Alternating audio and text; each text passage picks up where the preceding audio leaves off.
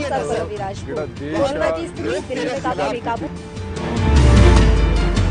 खबरनामा, खबर से असर तक। नमस्कार, स्वागत है आपका एएनबी न्यूज में और मैं हूं आपके साथ मुस्कान। एएनबी न्यूज के खास प्रोग्राम खबरनामा में कार्यक्रम की शुरुआत करते हैं। कोरोना के खिलाफ लड़ाई कठिन है क्योंकि ये वायरस किसी को नहीं छोड़ रहा।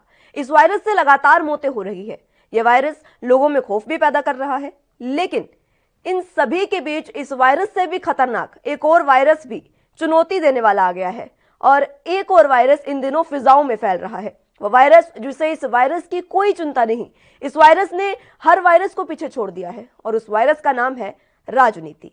तो बता दें आपको, देश में कोरोना की स्थिति कोरोना की दूसरी लहर से त्राहिमाम मचा हुआ है। आज भी कोरोना से मौतों का नया रिकॉर्ड बना है। देश में 4 लाख से 1,000 से ज्यादा कोरोना के मामले सामने आए हैं, तो वहीं 4,187 लोगों की जिंदगी कोरोना ने ले ली है। लेकिन इस भयानक और खौफनाक स्थिति में भी राजनीति की खींचतान मची हुई है।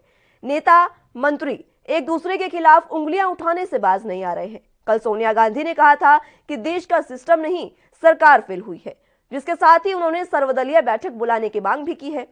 कांग्रेस सांसद राहुल गांधी ने भी मौजूदा परिस्थितियों को लेकर सरकार को कटघरे में खड़ा किया है। अब कांग्रेस नेता राहुल गांधी ने कोरोना वैक्सीन पर जीएसटी को लेकर मोदी सरकार पर हमला बोला है। दरअसल केंद्र कोरोना टीकों पर राज्य से 5% जीएसटी ले रही है। राहुल गांधी ने इसी का विरोध किया है। इससे पहले राजस्थान और छत्तीसगढ़ सरकार ने भी टीकों पर जीएसटी लगाए जाने का विरोध किया था। अब राहुल गांधी ने अपने ट्वीट में लिखा है कि जनता के प्राण जाए पर पीएम की टैक्स वसूली ना जाए। इस ट्वीट के साथ उन्होंने हैशटैग जीएसटी का भी इस्तेमाल किया है। कोरोना से बने हालात गंभीर हैं, लेकिन राजनीति का आर पार जारी है। इन सब पर बीजेपी की तरफ से भी बयानबाजी लगातार जारी है। बीजेपी प्रवक्ता शहनवाज हुसैन का कहना है कि कांग्रेस जानबूझकर कोरोना की लड़ाई को कमजोर कर रही है। उन्होंने कहा कि राहुल गांधी हमेशा बीच में सेंट्रल विस्टा का मामला उठाकर आते हैं। उन्हें ये पता है कि अगर पार्लियामेंट बन रही है तो हेल्थ में भी पैसा सरकार खर्च कर रही है। इसी मसले पर हरियाणा के गृह और स्वास्थ्य मंत्री अनिल विज ने भी कांग्रेस पर हमला बोला है। उन्होंने कहा कि कांग्रेस लोगों का मनोबल तोड़ने का काम कर रही है।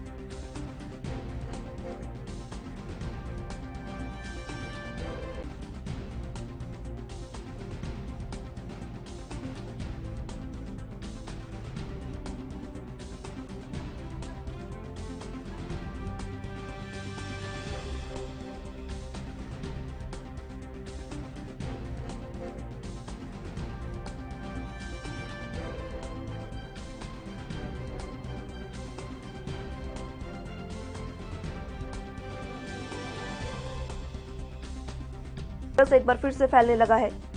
कोरोना की दूसरी लहर ने त्राहिमाम मचा रखा है, लेकिन ये वायरस इतना खतरनाक है कि कोरोना को भी पीछे छोड़ रहा है। वायरस राजनीति का है। लगातार राजनीतिक जो मंत्री हैं वो वार पलटवार में लगे हुए हैं, लेकिन कोरोना की स्थिति का किसी को ध्यान नहीं। सोनिया गांधी ने सर्वदलीय बैठक बुलाई है। उन्होंने कहा है कि सर्वदलीय बैठक बुलाई जाए और सभी दल के नेताओं से परिस्थिति को लेकर सवाल किए जाए और पूछा जाए कि किस तरह से क्या स्थिति हो सकती है। और इसी को लेकर इसके बाद राहुल गांधी ने भी ट्वीट किया है। हालांकि कल भी उन्होंने पीएम को चिट्ठी लिखी थी और वो पूरी चिट्ठी भी आपको पता है, लेकिन अब आज राहुल गांधी ने ट्वीट किया है और उस ट्वीट में उन्होंने साफ लिखा है कि जनता के प्राण जाए पर पीएम की टैक्स वसूली ना जाए। यहाँ वो कोरोना वैक्सीन पर जो टैक्स लिया जा रहा है, जीएसटी जो लिया जा रहा है, उसकी बात कर रहे हैं। इसके साथ उन्होंने हैशटैग जीएसटी का भी इस्तेमाल किया है। बता दें कि मौजूदा परिस्थितियों को लेकर राहुल गांधी ने सवाल खड़े किए हैं। उन्होंने कोरोना वैक्सीन पर जीएसटी को लेकर सरकार पर हमला बोला है। उन्होंने साफ कहा है कि केंद्र कोरोना टीकों पर राज्यों से 5% जीएसटी ले रही है।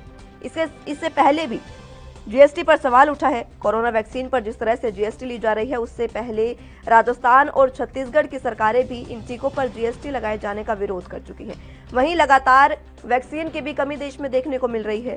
साथ ही बता दें आपको, वार पलटवार का दौर इस तरह से चल रहा है कि कोई भी पीछे हटने को तैयार नहीं।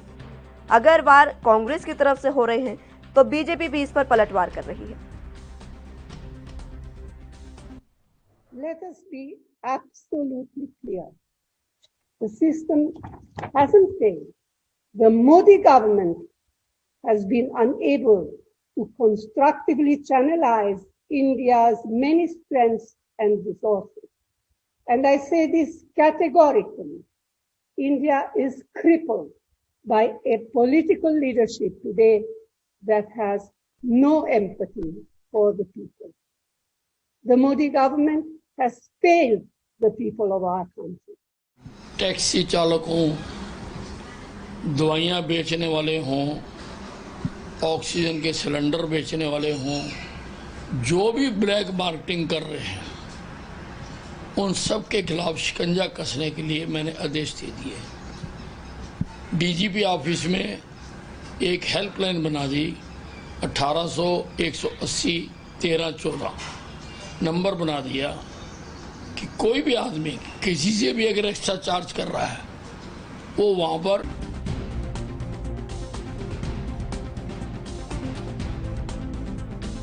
तो बता दें आपको, कोरोना की दूसरी लहर लगातार जारी है। देश में त्राहिमाम मचाए हुए है। तीसरी लहर की भी चेतावनी दे दी है राष्ट्र सलाहकार ने, लेकिन उसके बावजूद जिस तरह से राजनीति का दौर जारी है, इसे भी वायरस से कम नहीं कहा जा सकता। वायरस एक तरह से वायरस की तरह फैल रही है राजनीति, क्योंकि वार पलटवार का दौर लगातार जारी है। अगर कांग्रेस वार कर रही है तो बीजेपी भी पलटवार करने में पीछे नहीं है। जिस तरह से सोनिया गांधी ने सर्वदलीय बैठक बुलाने की मांग की है, राहुल गांधी ने जीएसटी को लेकर सरकार पर निशाना साधा है, उसी बीच बीजेपी प्रवक्ता शाहनवाज हुसैन ने भी हमला बोला है कांग्रेस पर। उन्होंने सीधा कहा है कि कांग्रेस जानबूझकर कोरोना की लड़ाई को कमजोर कर रही है। उन्होंने ये भी कहा कि सरकार कोरोना को लेकर काम कर रही है, लेकिन कांग्रेस इस लड़ाई को कमजोर करना चाहती है। कांग्रेस हमेशा बीच में सेंट्रल विस्टा का मामला उठाकर लाती है। उन्होंने ये भी कहा कि ये कांग्रेस को पता होना चाहिए कि अगर पार्लियामेंट बन रहा है तो हेल्थ में भी पैसा सरकार खर्च कर रही है। ऐसा नहीं है कि हेल्थ में सरकार पीछे है, लेकिन सवाल बड़ा ये है कि अगर हेल्थ में पैसा खर्च किया जा रहा है तो आखिर वैक्सीन की कमी, ऑक्सीजन की कमी कब तक? ये भी बड़ा सवाल। इसी मसले पर हरियाणा के गृह और स्वास्थ्य मंत्री अनिल विज ने भी अपना बयान दिया है। कांग्रेस पर उन्होंने हमला बोला है और उन्होंने साफ कहा है कि कांग्रेस लोगों का मनोबल तोड़ना चाहती है। उन्होंने कहा कि हौसला अगर बढ़ा नहीं सकती कांग्रेस तो मनोबल भी ना तोड़े लोगों का। उन्होंने ये अपील भी की है। साथ ही उन्होंने लगातार जिस तरह से कांग्रेस वार कर रही है, इस पर भी पलटवार किया है।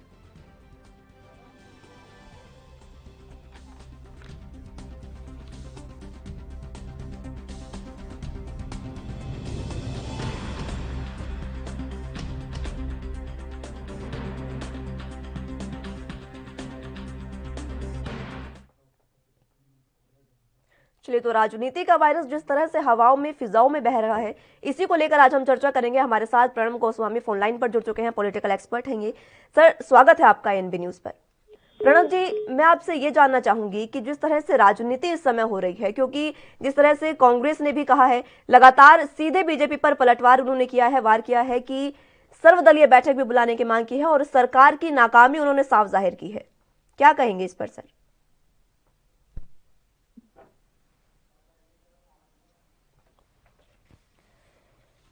चलिए, तो संपर्क हमारा टूट गया है प्रणब जी से। उनसे दोबारा जोड़ने की उन्हें कोशिश करेंगे और उनसे इस मसले पर जरूर चर्चा करेंगे। लेकिन फिलहाल सबसे बड़ा सवाल ये है कि आखिर कब तक राजनीति चलती रहेगी और कब तक लोग इस तरह से मरते रहेंगे? आपके स्थिति आपके सामने है।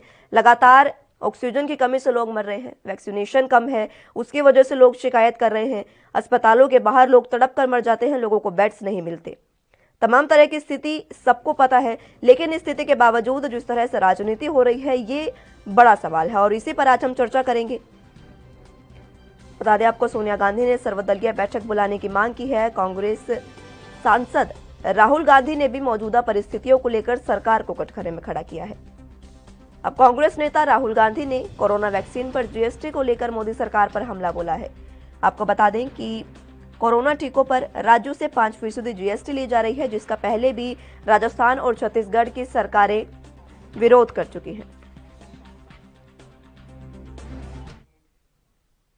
चलिए, तो दूसरी लहर की हम बात कर रहे हैं और लगातार वायरस पर राजनीति जिस तरह से हो रही है उसकी बात कर रहे हैं। इसी के साथ राहुल आनंद बीजेपी से हमारे साथ फोन लाइन पर जुड़ चुके हैं।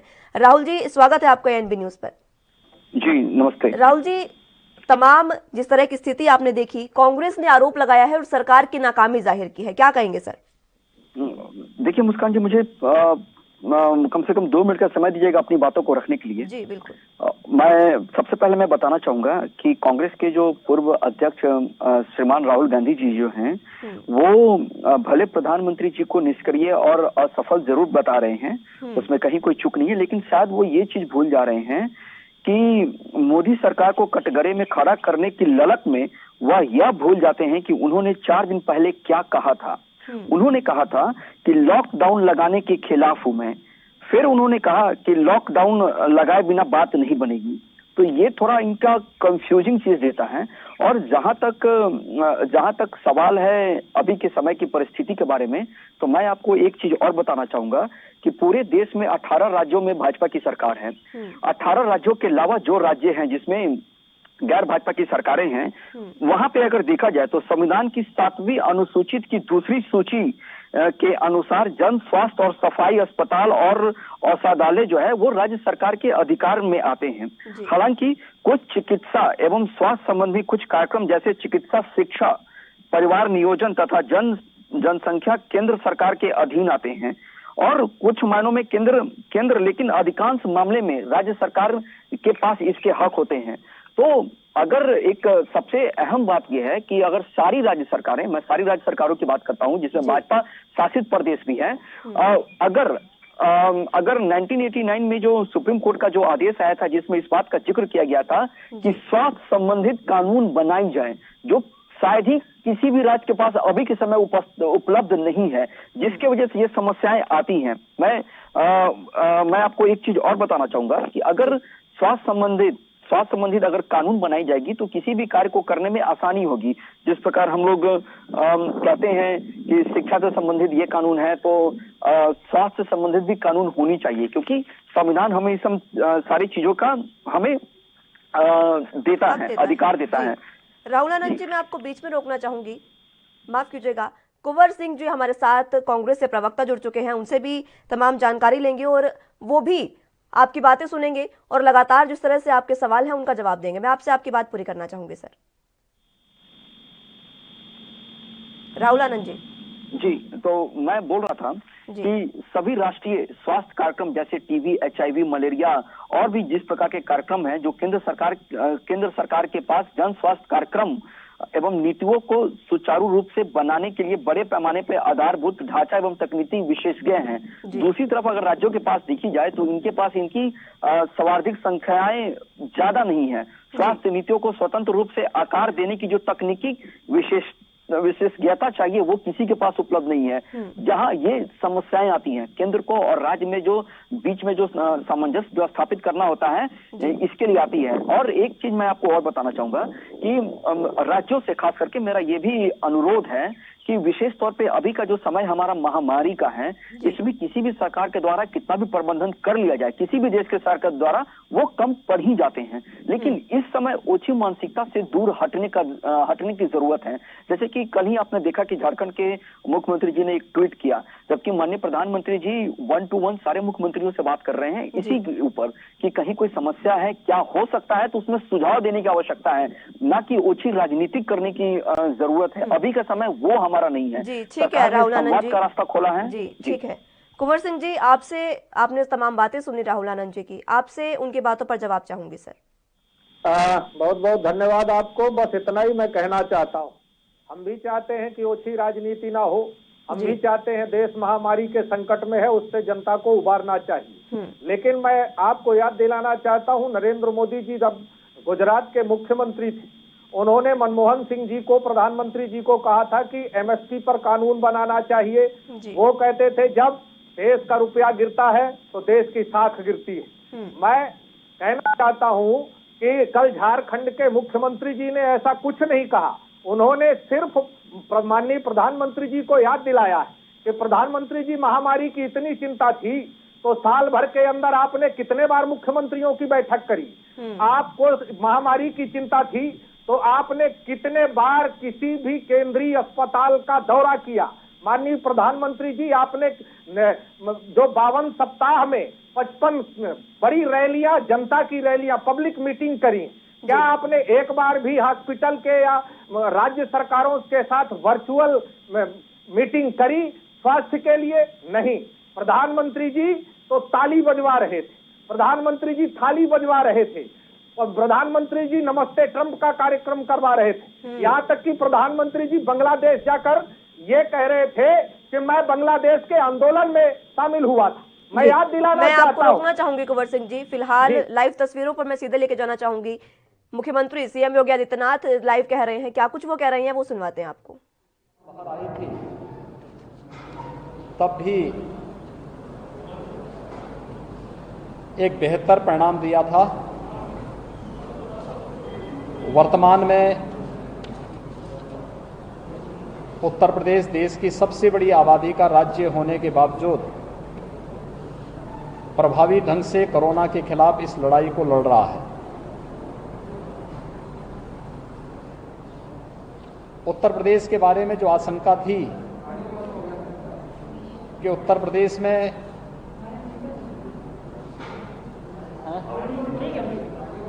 गूंज रही आवाज,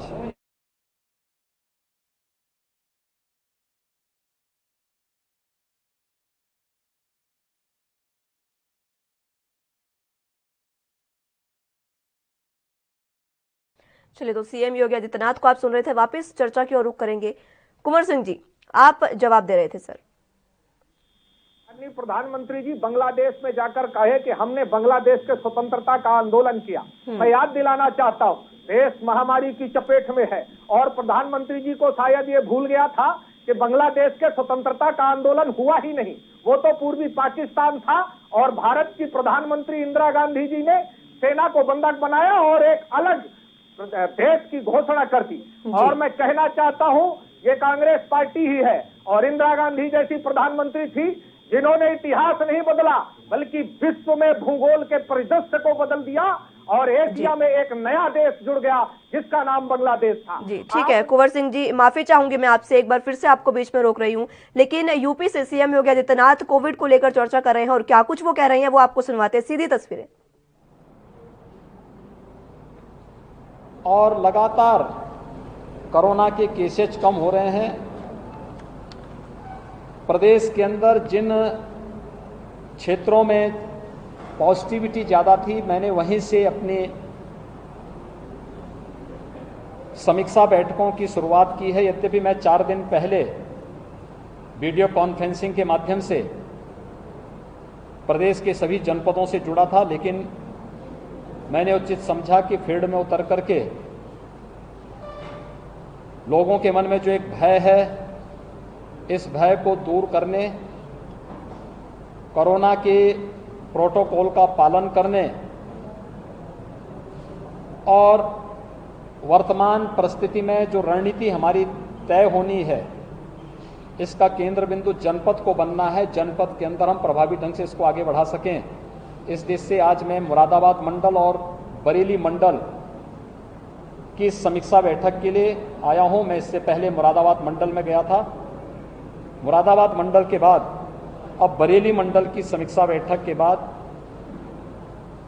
बरेली मंडल में भी मैंने सबसे पहले यहां पर इंटीग्रेटेड कोविड कंट्रोल सेंटर का निरीक्षण किया है, जहां से जनपद की सभी गतिविधियों का संचालन होता है।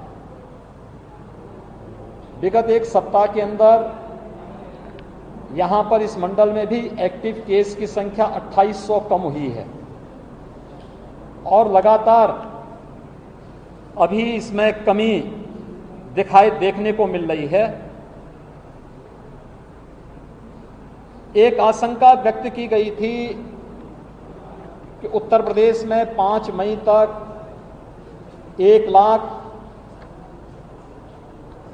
पॉजिटिव केस पर डे आएंगे। आज 8 मई है और आज जो Covid positive case Uttar Pradesh के अंदर आए हैं उनकी संख्या 26,000। यानी हम लोग अपनी रणनीति में और कोविड प्रबंधन में अब तक सफल रहे हैं।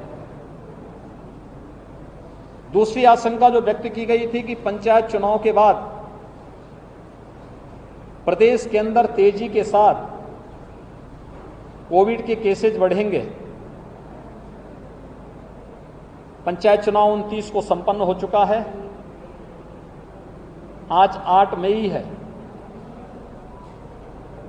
30 अप्रैल से लेकर के अब तक लगातार कोविड के केसेस में कमी आई है और हम लोगों ने 5 मई से एक विशेष अभियान भी प्रारंभ किया है। ये अभियान है प्रदेश के 97,000 राजस्व गांवों में हर परिवार और व्यक्ति का स्क्रीनिंग करना, हर लक्षण युक्त और संदिग्ध केस का एंटीजन टेस्ट कराना, उन तक मेडिकल किट उपलब्ध कराना, स्वच्छता, सैनिटाइजेशन और फॉगिंग की कार्रवाई को युद्ध स्तर पर आगे बढ़ाने की कार्रवाई करना।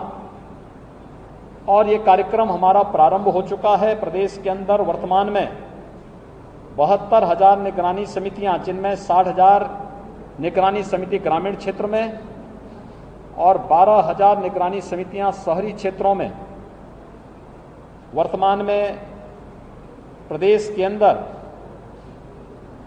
कोरोना के बारे में जागरूकता और वहां पर स्क्रीनिंग के इस कार्य के साथ जुड़ी हुई हैं।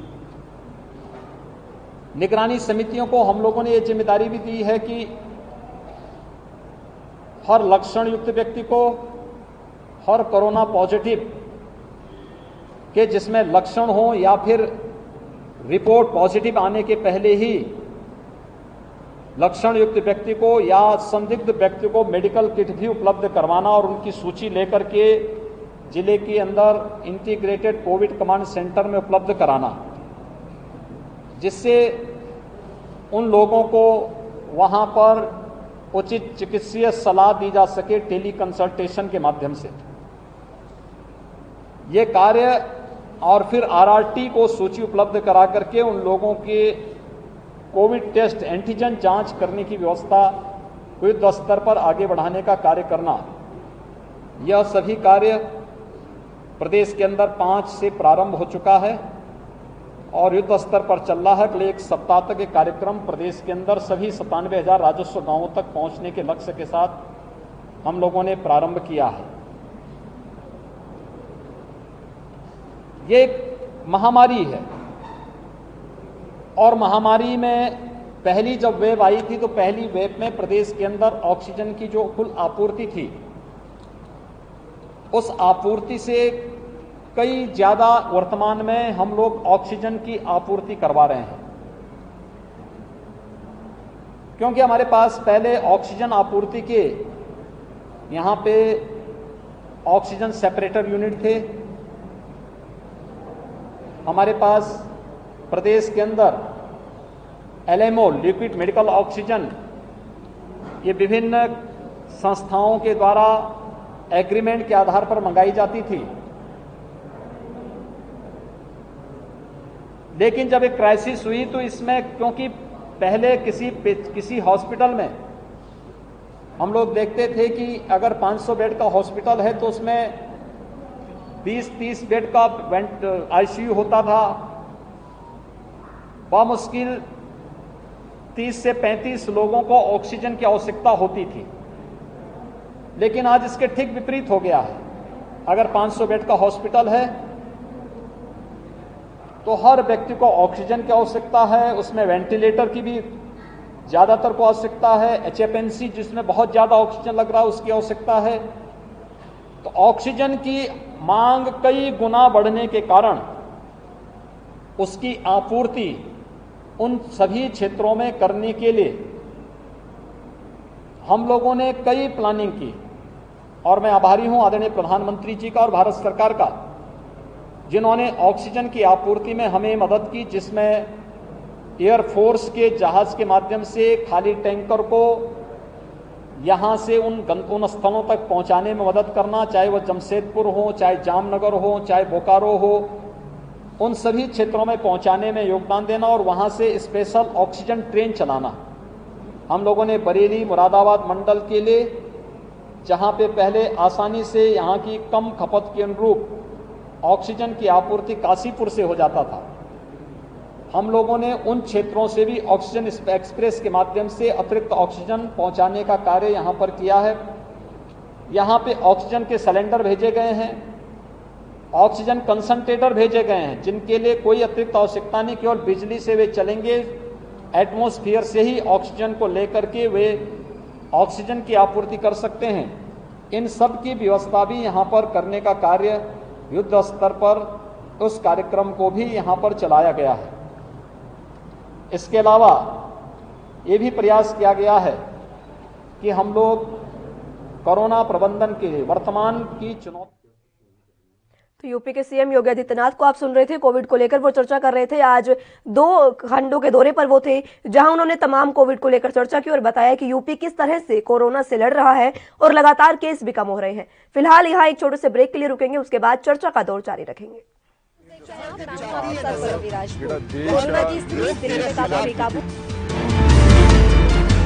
खबरनामा, खबर से असर तक।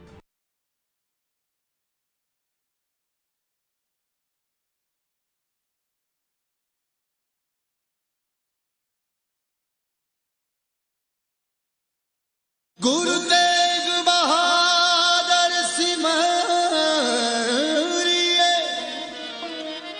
करनो निद आए ताए। श्री गुरु तेग बहादुर जी दी अलौकिकता नूं बयान करता गुरुद्वारा बड़ी संगत वाराणसी। इत्थे धन धन श्री गुरु तेग बहादुर साहिब महाराज जी ने अपने चरण पाए ते 7 महीने 13 दिन तप किया। इत्थे धन धन श्री गुरु तेग बहादुर साहिब महाराज जी ने गंगा का सोमा प्रगट किया। गुरु तेग बहादुर साहिब महाराज जी के जोड़े, गुरु तेग बहादुर साहिब महाराज जी का चोला साहिब, इस तो इलावा हथ लिखे हुक्मनामे इस गुरुद्वारा साहिब विखे शोभायमान ने। गुरु साहिब जी दी शांति, सरलता अते सहजता दी रूपमानी करदे इस पवित्र स्थान दे दर्शन कर संगतां निहाल होंदियां हन।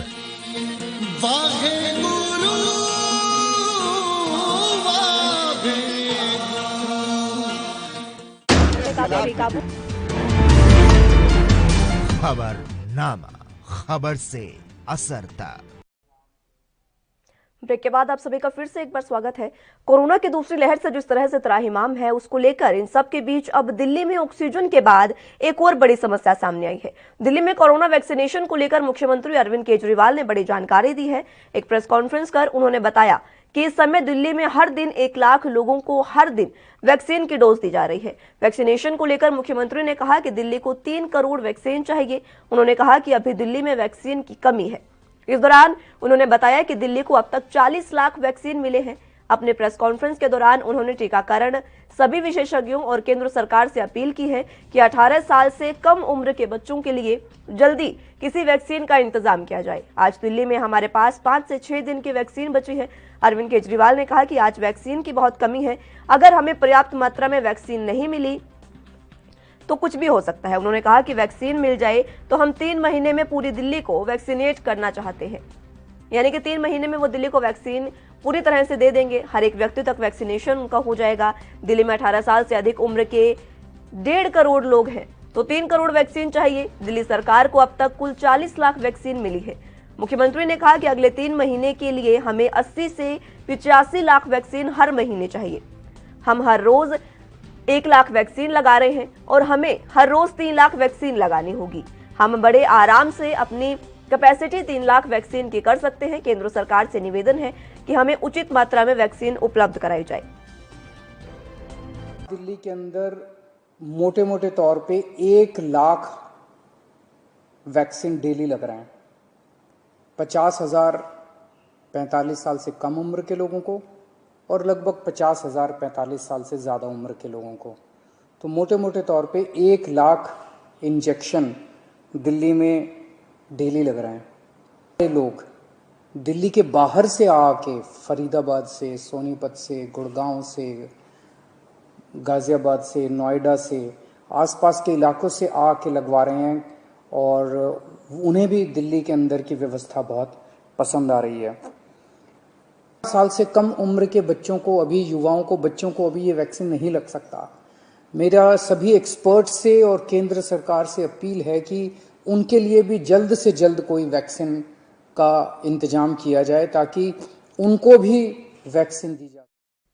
दिल्ली के सीएम अरविंद केजरीवाल ने आपने सुना उनको, किस तरह से उन्होंने बताया कि वैक्सीन भी की अब कमी आ गई है। तो दोनों मेहमान हमारे साथ जुड़े हैं, उनसे इस पर भी चर्चा करेंगे और पिछले जिस तरह से राजनीति का वायरस था उस पर भी हमने चर्चा की और इस पर भी अब चर्चा करेंगे। तो राहुल आनंद जी बीजेपी से और कुंवर सिंह जी हमारे साथ जुड़े हुए हैं कांग्रेस से।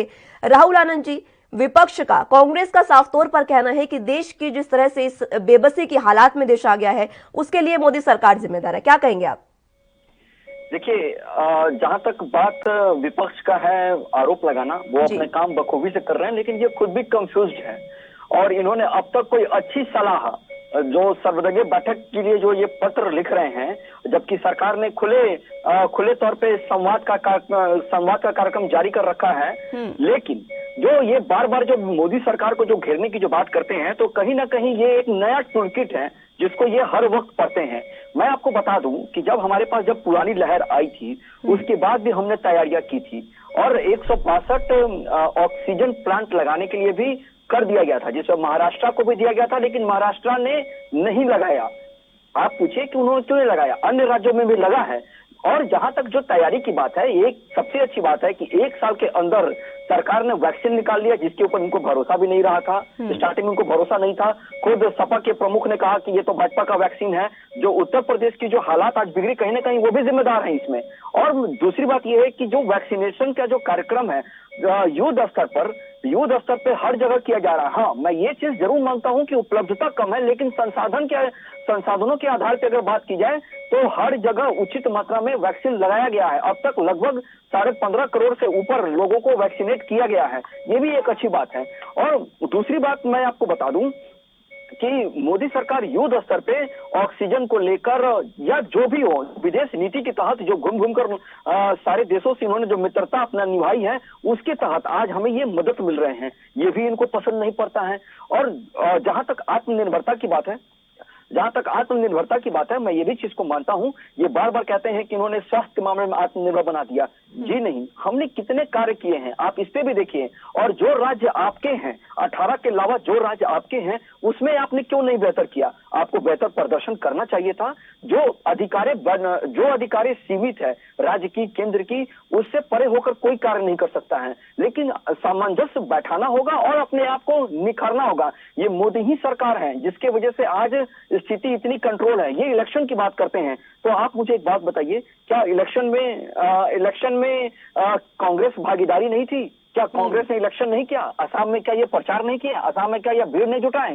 तो एक हाथ से ताली नहीं बजता है, ये भी इनको मानना होगा। मैं ये चीज को जरूर मानता हूँ। ठीक है, कुंवर सिंह जी जवाब लेना चाहूंगी आपका।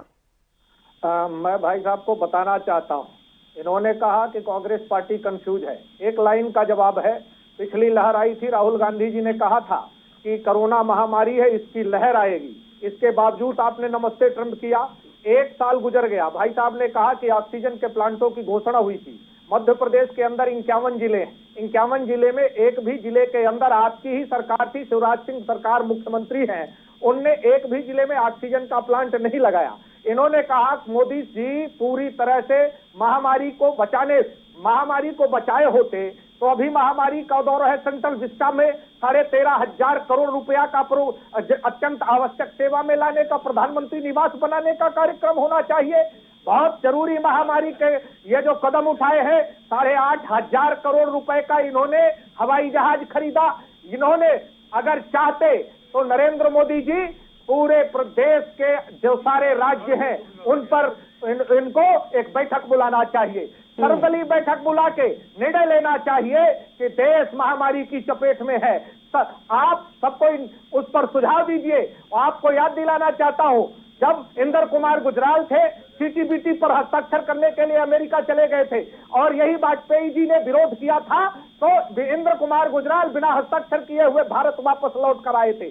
यदि विपक्ष मजबूत नहीं होगा, विपक्ष अपनी बात नहीं रखेगा, आप विपक्ष की बात नहीं सुनेंगे, तो कैसे लोकतंत्र को आप जिंदा रखेंगे? मैं तो कहना चाहता हूं कि नरेंद्र मोदी जी तानाशाह हैं, मोहम्मद बिन तुगलक हैं। उनको दिल्ली से जिस तरह तुगलक दिल्ली से दौलताबाद राजधानी बनाते हुए सारे सैनिकों को मार दिया था, नरेंद्र मोदी जी अगर महामारी से लड़ना चाहते तो आज परसों अभी कैबिनेट की बैठक थी, इन्होंने आईडीबीआई बैंक को बेचने का काम कर दिया। आप बताइए कौन से स्टेट में आपने बैठक करी? एक झारखंड के मुख्यमंत्री ने ट्वीट कर दिया, सारी भाजपा को खुजली हो गई। नरेंद्र मोदी जी एक महिला मुख्यमंत्री को सार्वजनिक तौर पर दीदी ओ दीदी कह के बुलाते हैं, उस पर किसी को दुख नहीं होता। और अगर 4 लोगों की हत्या पर पश्चिम बंगाल में सारे देश पर धरना प्रदर्शन भारतीय जनता पार्टी कर सकती है, तो उत्तर प्रदेश के अंदर जो नरसंहार हुआ है उस पर क्यों नहीं कर सकती? अगर आप संविधान के दायरे में रहकर काम करना चाहते हैं, तो यदि आप राम को मानते हैं तो राम का सबसे बड़ा अपमान भारतीय जनता पार्टी ने किया है। राम जन्मभूमि की शुरुआत यदि आपने की है तो उस समय देश के प्रथम नागरिक राष्ट्रपति जी को क्यों नहीं बुलाया गया? आप हर जगह फेल हैं। आपने ठीक है कुंवर सिंह जी, आपने जिक्र किया कि प्रधानमंत्री सार्वजनिक तौर पर एक महिला को दीदी कहते हैं। सर, दीदी कहना तो कुछ गलत नहीं है, यहाँ मैं आपको रोकना चाहूंगी। राहुल आनंद जी, आपके पास आना चाहूंगी। कुंवर सिंह जी ने भी सर्वदलीय बैठक की मांग उठाई है। विपक्ष का साफ तौर पर कहना है कि आपकी तरफ से सहयोग नहीं किया जा रहा है सर बातचीत को लेकर।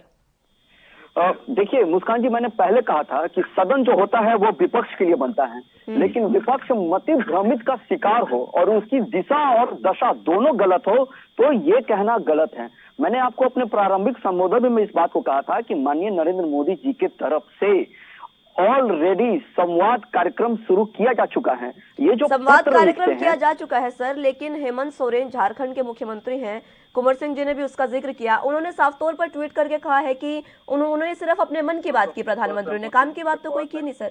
हाँ, देखिए विपक्ष का काम है अभी के समय में, मैंने आपको कहा कि मैंने अपने प्रारंभिक संबोधन में ये भी कहा था कि हेमंत सोरेन जी के द्वारा जो ट्वीट किया गया था वो समय अभी वो ट्वीट का नहीं था। वो राजनीति कर रहे हैं, वो निचले स्तर की राजनीति कर रहे हैं। माननीय प्रधानमंत्री जी ने उनको फोन किया था ये पूछने के लिए कि आपके यहाँ कोविड का क्या स्थिति है। इस पे उनको प्रतिक्रिया देनी चाहिए तो उन्होंने गलत प्रतिक्रिया दे दी, वो गलत समय पे गलत ट्वीट कर दिया। और मैं आपको एक चीज और बताना चाहूंगा, और ये जो दीदी की जो बात कर रहे हैं, दीदी कहने का मतलब ये जय श्री राम समझ लेते हैं, इसलिए वो भाषा बोलते हैं जो इनको पसंद है। इन्होंने कभी कहा क्या कि दीदी कहना कितनी इज्जत की बात है? आज पूरा देश ममता बनर्जी जी को दीदी कह के ही संबोधित करता है। ये एक अच्छी बात है क्योंकि वो बड़ी है, श्रेष्ठ है तो दीदी है, इसलिए वो एक सम्मान दिया जाता है। क्या वो राखी बांधने नहीं आती हैं?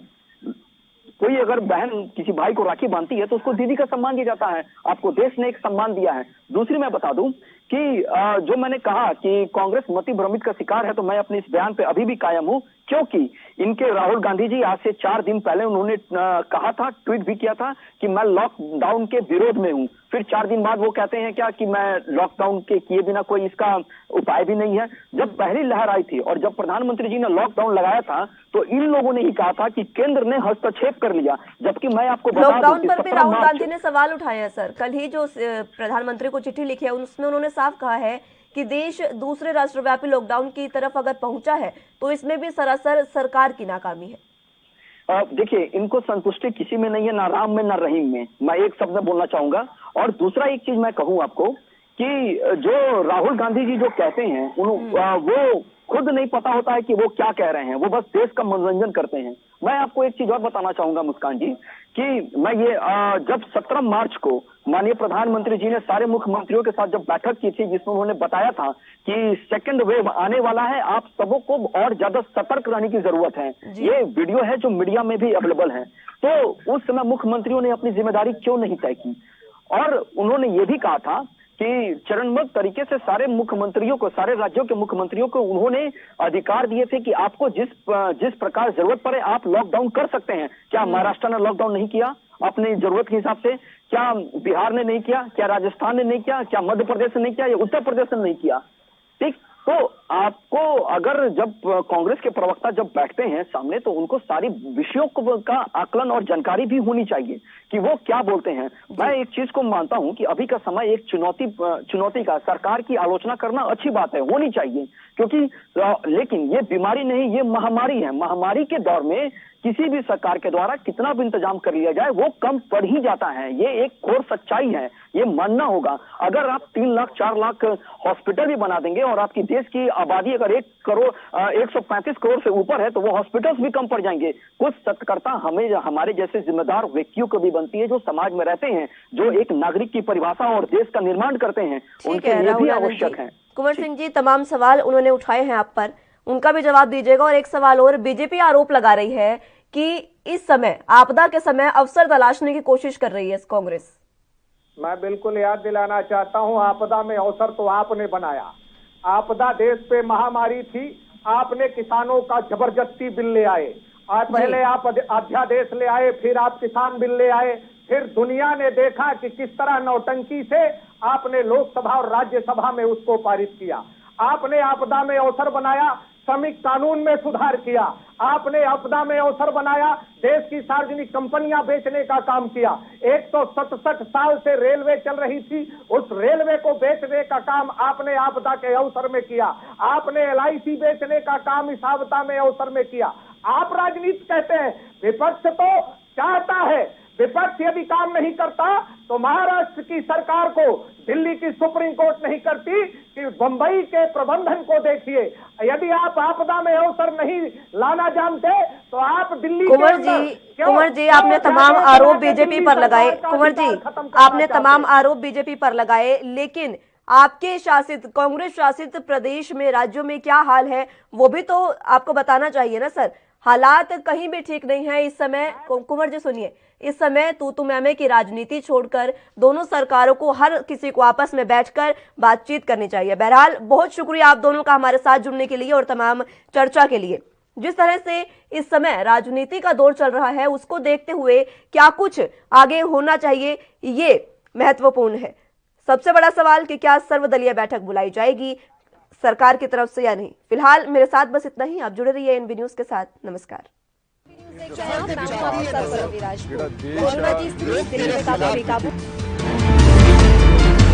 खबरनामा, खबर से असर तक।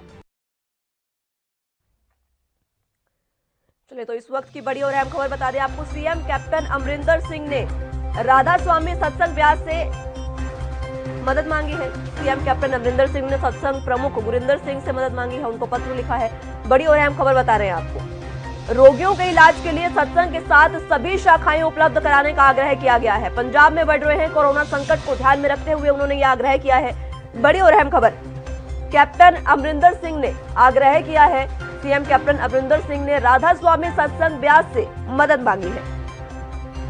उन्होंने कहा, सत्संग प्रमुख गुरिंदर सिंह ढिल्लों को उन्होंने पत्र लिखा है और पत्र में उन्होंने आग्रह किया है कि रोगियों के इलाज के लिए सत्संग के साथ सभी शाखाएं उपलब्ध कराई जाए। उन्होंने यह आग्रह किया है। पंजाब में लगातार कोरोना के मामले बढ़ रहे हैं, इसी को ध्यान में रखते हुए यह आग्रह किया गया है। राधा स्वामी सत्संग ब्यास से यह आग्रह किया गया है कि रोगियों को जिस तरह से मामले बढ़ते जा रहे हैं उसके लिए उन्होंने आग्रह किया है। गुरिंदर सिंह ढिल्लों को पत्र लिखकर उनका यह आग्रह है CM कैप्टन अमरिंदर सिंह का कि लगातार जिस तरह से रोगियों के कोरोना के मामले बढ़ रहे हैं, इसमें रोगियों के इलाज के लिए सत्संग के साथ सभी शाखाएं उपलब्ध करवाई जाए, ये उन्होंने आग्रह किया है। पंजाब में कोरोना संकट लगातार बढ़ता जा रहा है।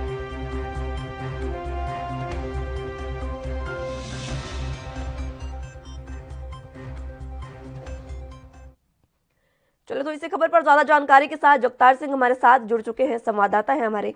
जगतार जी, किस तरह से ये जो शाखाएं उपलब्ध कराने के लिए आग्रह किया गया है, किस तरह से इसको लिया जा सकता है सर?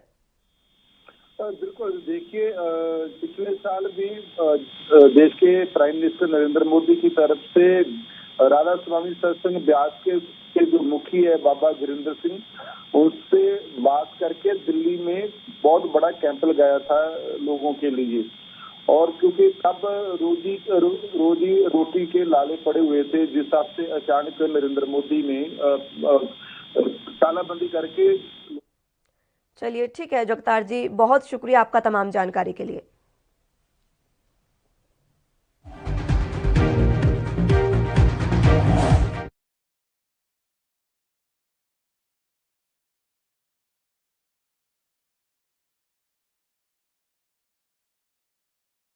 गुरु तेग बहादुर सिमरिए करनो निद ਇਸ ਪਾਵਨ ਪਵਿੱਤਰ ਅਸਥਾਨ ਤੇ ਗੁਰੂ ਤੇਗ ਬਹਾਦਰ ਸਾਹਿਬ ਸੱਚੇ ਪਾਤਸ਼ਾਹ ਜੀ 6 ਮਹੀਨੇ 9 ਦਿਨ ਰਹੇ। ਗੁਰੂ ਤੇਗ ਬਹਾਦਰ ਸਾਹਿਬ ਸੱਚੇ ਪਾਤਸ਼ਾਹ ਜੀ ਨੇ ਗੰਗਾ ਜਮਨਾ ਸਰਸਵਤੀ ਦਾ ਜੋ ਸੁਮੇਲ ਹੈ ਇਸ ਅਸਥਾਨ ਤੇ ਇੱਕ ਪਵਿੱਤਰ ਖੂਹ ਹੈ, ਉਸ ਖੂਹ ਵਿੱਚ ਕਰਵਾਇਆ। ਇਸ ਅਸਥਾਨ ਤੇ 25 ਸਿੰਘਾਂ ਨੂੰ ਲਾ ਕੇ ਪਹਿਲਾ ਸ੍ਰੀ ਅਖੰਡ ਪਾਠ ਦਾ ਪ੍ਰਕਾਸ਼ ਇਸ ਪਾਵਨ ਪਵਿੱਤਰ ਸਥਾਨ ਤੇ ਹੋਇਆ। ਜਿਹੜੀਆਂ ਨਿਸ਼ਾਨੀਆਂ ਨੇ ਸਤਿਗੁਰੂ ਜੀ ਦੀ ਚੌਂਕੀ ਦੇ ਪਾਵੇ, ਕਿਰਪਾਨ, ਸੰਖ ਸਾਹਿਬ, ਜੋ ਸਤਿਗੁਰੂ ਜੀ ਦੀਆਂ ਇਤਿਹਾਸਕ ਨਿਸ਼ਾਨੀਆਂ ਨੇ। नाम रहियो साधु रहियो गुरु गोबिंद, कहो नानक ए जगत में किन जपियो गुरमंत।